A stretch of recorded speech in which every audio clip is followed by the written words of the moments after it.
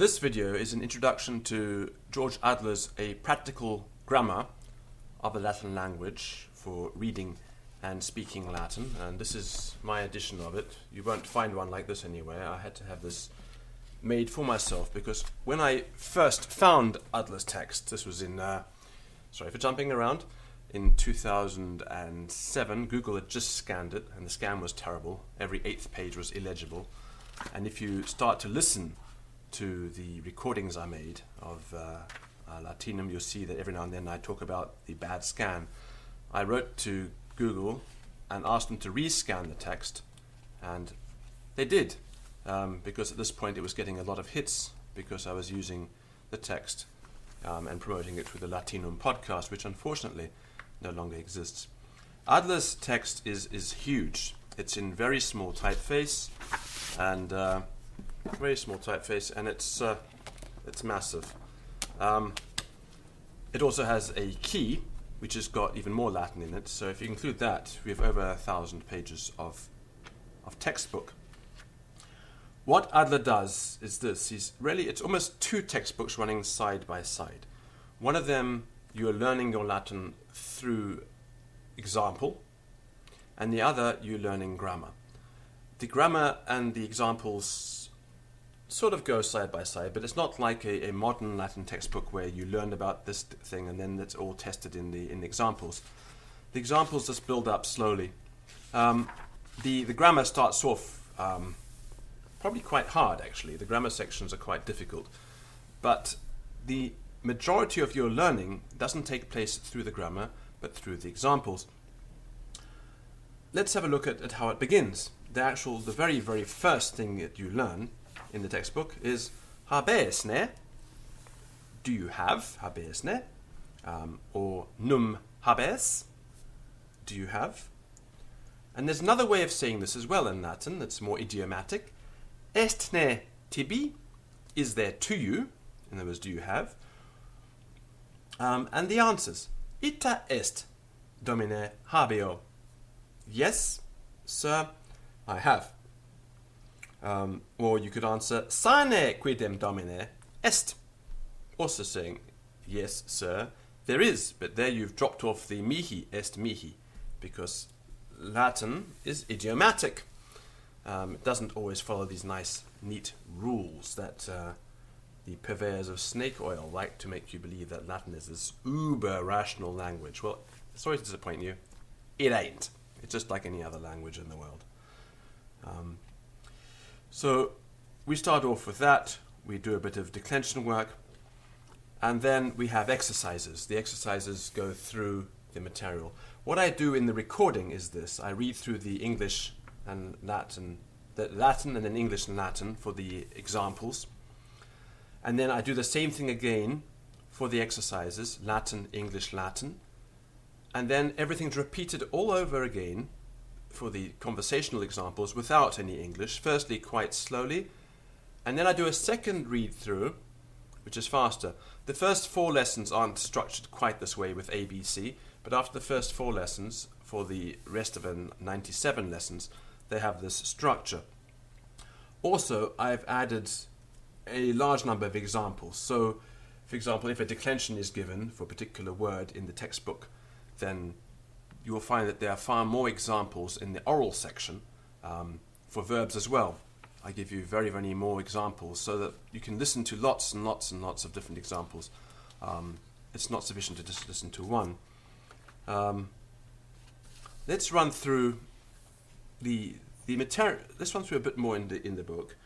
The Latin in the book gets more difficult, but not in the same way it does in most textbooks. In other words, by the time you finished Adler's book, you're still dealing with conversational Latin, although there is a complete syntax that goes alongside. There's a traditional 19th century Latin syntax that gives you lots and lots of examples from classical sources. And these are more difficult than the conversational material. Running side by side, so you do get quite a lot of bits and pieces of real Latin, as people like to call it, similar to what you'd see in a text like Wheelock, etc. But the bulk of your learning with Adler is not taking place like that. It's taking place through exchanges like this. For example, ad quem vis ire? To whom do you wish to go? This is to whose house? Quis in domum vis ire? Nolo ad quenquam ire. I do not wish to go to anyone. Nolo ad quenquam ire. Nolo in domum cuiusquam ire. I do not wish to go to anyone's house. And so the exchanges are little questions and little answers. Apud quem est frater tuus? With whom is your brother? Est apud nos. He's with us. Or domi nostrae est. He's with us. Now, what this text does is it just goes through thousands and thousands and thousands of examples, conversational examples. And by the time you've finished, you've gone through the entire structure of Latin grammar in a very, very detailed way, but without the actual Latin that you're using being too difficult. In other words, the concentration is on the grammatical structures, and you are not challenged dramatically by pushing you too far. The course proceeds very, very slowly, very, very methodically. So you don't have what often happens, for example, in Lingua Latina per se illustrata, which is a wonderful reading course. But after you've gone through the first 20 exercises or so, 20, and there's a sudden jump, and you start to flounder. Because Adler has got this enormous amount of material, close to, if it was a modern book with modern-sized typeface, it would probably be 2,000 pages long, but it's not. It's a 19th century book. Luckily, you can use this little, expand thing on your PDF file, so you can blow it up to make the text look bigger on your computer if you're reading along. But the audio is actually standalone. You do not need to have the book in front of you to use the audio course. It's designed to somebody sitting in their car or somebody going for a walk can use the material without access to the textbook. Let's have a look at some more examples. Audivistine latratum canum. Have you heard the barking of the dogs? Audivistine latratum canum. Audivi. I've heard it. Audivi. Num exceperunt quae nos diximus. Have they heard what we've said? Non exceperunt. They haven't. Capisne meam sententiam. Do you seize my opinion? In other words, do you understand me? Capisne meam sententiam. Capio vero. I do seize it. Very literal translation here. In other words, I understand you. Capio vero. Quis est canis hicce? Whose dog is this? Quis est canis hicce? Canis est Angli. It is the Englishman's. Canis est Angli. And so on.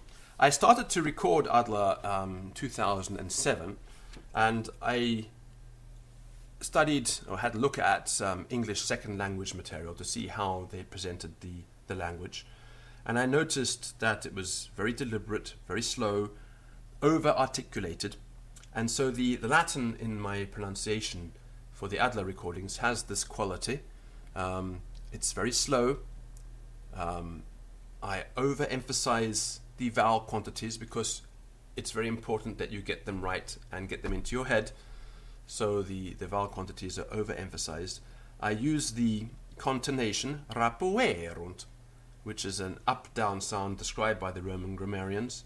I mean, Adler's text, it's represented by a circumflex accent.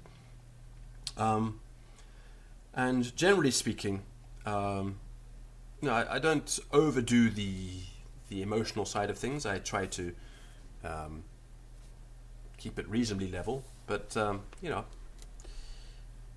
Doletne tibi hoc? Does this pain you? Dolet mihi profecto. It does pain me. By the time you've gone through Adler, you will have an ability to speak Latin.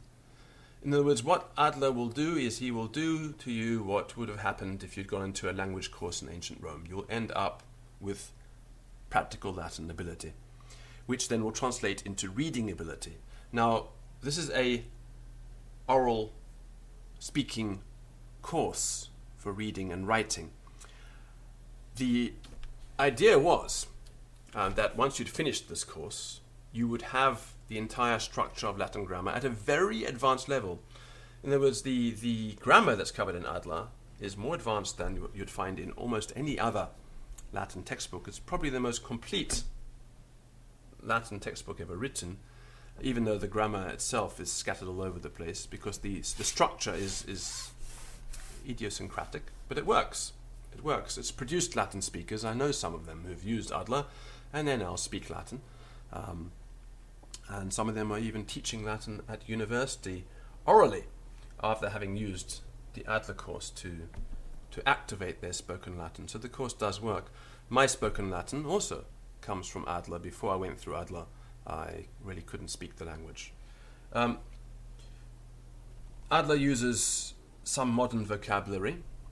He also uses expressions that sometimes are rather rare in the existing corpus of Latin literature, but this isn't a problem. Firstly, we have this issue. We don't really know how common expressions were in Latin. We have a surviving corpus of Roman literature, heavily skewed towards a very few authors and their idiosyncratic use of language. The most we can say is that if a particular expression or usage is attested in the classical literature, then we can use it, because we don't really have any idea about frequency in actual Roman usage. It's very hard to get any sense of frequency from a surviving corpus for certain expressions, yes, but other authors don't use those expressions. So all we can say is that sometimes Adler uses expressions that are rare, but they are attested. And that's the main thing. There is so much in Adler, however, that the odd rare expression here and there is not really a big deal. Let's have a look at something, say page 143. Adler is going through different ways of saying I come in order to see. Venio ut videam, venio ad videndum, venio videndi causa, venio videre, or venio visum, and venio visurus. All different ways of saying I come for the sake of seeing, or to see, or about to see. All which would be used, all of which would be used in subtly different orders and subtly different ways. So that's Adler's course. It would take you quite a while to get through it. It took me 2 years plus to record it, and I was working on it every single day. That included writing out all the materials I needed. I also went through Adler and I checked every single word against the dictionary, because Adler's marking of the vowel quantities is not consistent. So every single time a new word was introduced in Adler, I had to go to the dictionary and double check the vowel quantities. So if you're using the Adler printed text, be aware that the vowel quantities, although 90% of the time they're fine, especially the ends of the words, which is very important for placing of the accent, the vowel quantities are all correct. Sometimes they are missed out in the middle of words, etc. Also, Adler has this idiosyncratic idea that he doesn't place any vowel quantities at the ends of the inflections, because you're supposed to have learned these, and so he doesn't give them. You're just supposed to put them in yourself after having learned the declension table. So that's the Adler course. If you are using Adler, I would also recommend that it goes very well with Orberg as a sort of joint course. If you use Orberg and Adler together, then you will end up with an extremely high level of Latin ability, but the use of Orberg is not necessary.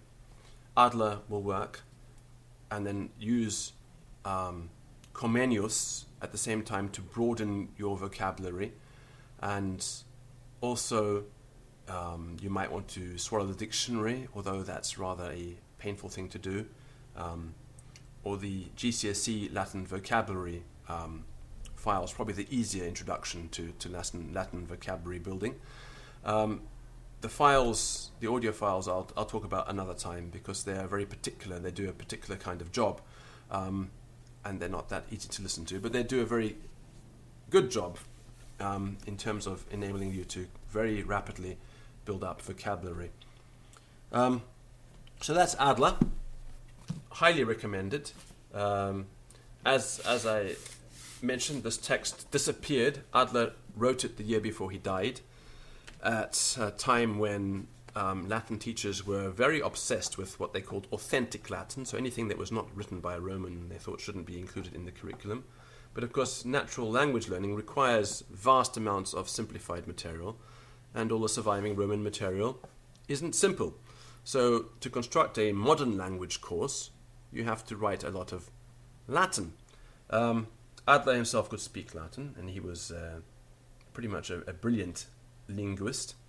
I think nowadays we would say that he was somewhere very high on the autism spectrum disorder.